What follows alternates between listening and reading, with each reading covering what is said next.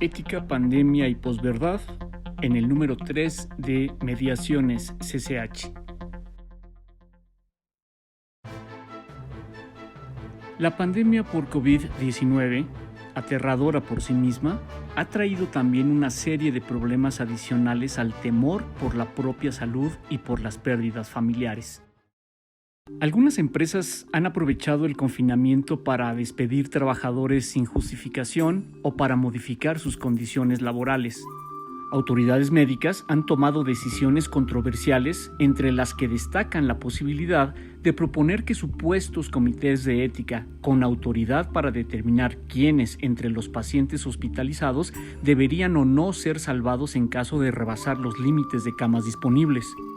Autoridades civiles, asumidas expertas en pandemias, han amenazado con imponer medidas de control de la población que podrían incluir prohibiciones absurdas como la de portar barba y bigote o utilizar cierto tipo de prendas como corbatas, mascadas y accesorios diversos. Comunidades han visto alterada su convivencia habitual cuando vecinos ignorantes señalan y acosan a quienes han enfermado o han tenido contacto con enfermos. No han faltado fanatismos religiosos y violencia intrafamiliar provocando estrés y depresión. En el campo educativo, apenas comenzada la emergencia en el país, incontables negocios o escuelas privadas, como se les llama, ya ofrecían todo tipo de planes y programas de formación profesional e incluso posgrados para ser expertos en educación online, sabedoras del temor de estudiantes y profesores por estar al día en materia tecnológica y ante el riesgo de que el mercado laboral los pueda excluir por obsolescencia. Ello con autorizaciones sospechosas por parte de la Secretaría de Educación Pública, que otorga licencias de operación a cualquiera, así sea que instale universidades sobre las estaciones del metro, lo que nos dará una crisis en el mediano plazo. Esto ya sería suficiente para hacernos sentir prisioneros en el mundo. Pero sobre ello, aún debemos lidiar con el embate de ciertos sectores de la industria comunicacional que, estando al tanto de la influencia indiscutible de los medios, los usan para manipular al ciudadano en razón de intereses políticos y comerciales. Nosotros, ciudadanos de la posmodernidad, indiscutiblemente vinculados a las nuevas tecnologías, somos así asediados las 24 horas del día. Entonces, por ejemplo, nos inundan discursos periodísticos donde abunda la posverdad, porque frente a grandes contingentes de opinadores devotos de toda ocurrencia en el poder político, hay también numerosas huestes de atacadores profesionales del mismo quehacer, con apenas unos cuantos comunicadores ecuánimes, todo lo cual hace muy difícil para la comunicación profesional cumplir con la proverbial responsabilidad social consistente en proporcionar información al ciudadano para facilitarle la toma de decisiones en materia de opinión pública o de consumo.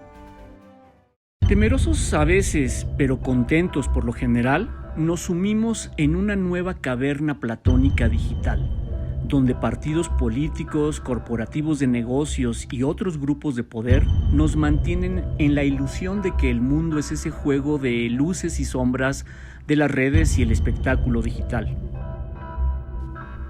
Al cabo del tiempo, la falta de identidad, de certidumbres por el porvenir y de nuestro papel de cara a la comunidad nos puede sumir en una espiral de incomunicación, infodemia y posverdad.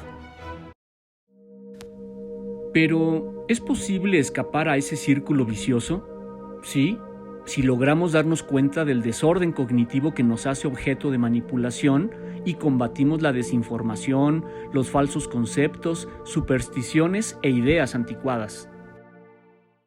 Con frecuencia, las personas justifican sus acciones o la falta de ellas diciendo: hago esto o no hago aquello por mis valores, o gracias a los valores que me inculcaron, yo creo que...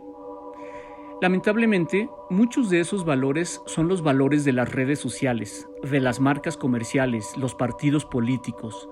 ¿Danzamos al ritmo de TikTok o nos inspiramos en La Rosa de Guadalupe y otras obras maestras de quienes aseguran que todo mundo lo sabe, marque ya, lo dicen las mamás de los doctores o tienes el valor o te vale? ¿Somos los mexicanos una sociedad fallida? ¿Somos un pueblo sin posibilidad de procurarnos mejores gobiernos y una convivencia armónica? Naturalmente, no serán los grupos de poder político, empresarial o mediático los que hoy puedan trazar una ruta de progreso, una educación basada en la franca comunicación y la conciencia ética. ¿Difícil? Dificilísimo, dice Friedrich Nietzsche, pues los estados de decisión preferible que son los valores no se heredan. Se inculcan, se instruyen y se informan, pero su asimilación es cuestión de conciencia.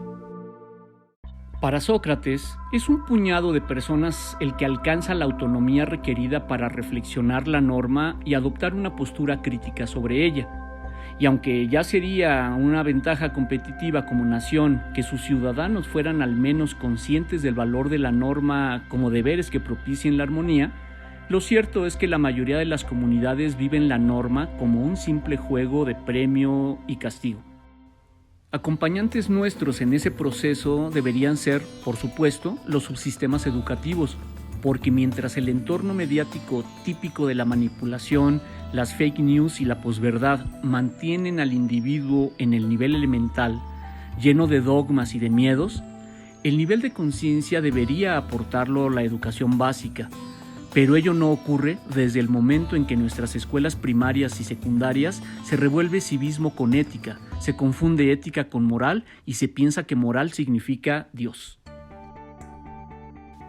Así, es difícil suponer que la educación media superior y superior logren despertar en el individuo libertad de pensamiento. Si no logramos domesticar al mono humano, ¿cómo despertar al Homo sapiens?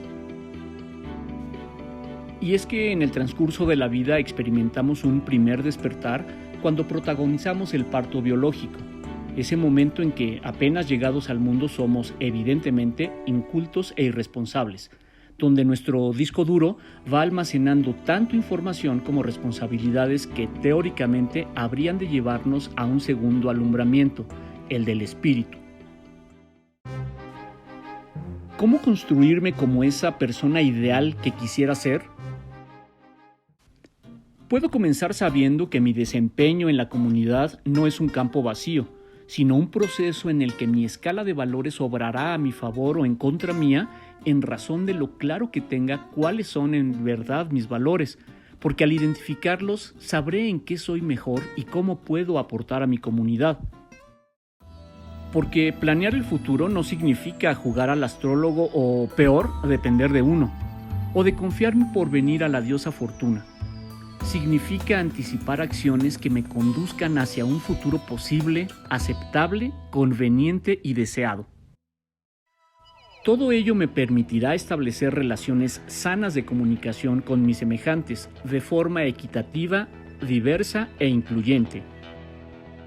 En esa búsqueda por hacer común, podemos defendernos del acoso infodémico, podemos dejar de temer represalias metafísicas y podemos imaginar que la vida de nuestros hijos y los hijos de ellos podrán aspirar a una vida en la que se asuman nuestros herederos y no nuestros acreedores. Podemos y debemos trazarnos un camino libre de infodemia y posverdad, porque otras pandemias nos aguardan en el futuro, pero ese futuro no debe atraparnos con los dedos en la puerta.